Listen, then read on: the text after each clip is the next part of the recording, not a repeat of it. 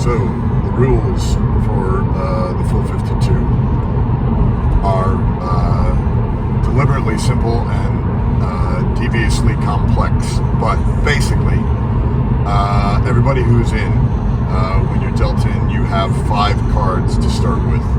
I'll go through that in a different video in terms of what those cards are, but they're kind of basics. And the cards that you keep 5 cards in play at all times. A new card is drawn once a week on the Sunday night when I'll post that content, I'll post that draw. And you have to then discard one of your current cards and take up the new challenge. So, ideally, it means that the card that you are getting rid of is a challenge that you have completed, or a card that you think actually is not ever going to work for you. Either you don't need it or you are not yet in the position to need it. So for example, if I'm holding on to,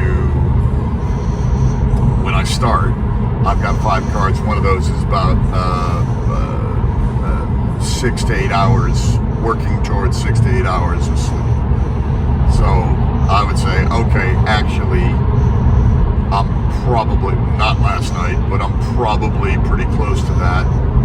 And that's fairly routine for me to get 6 to 8 hours. I'm doing all right. I don't need to work towards that.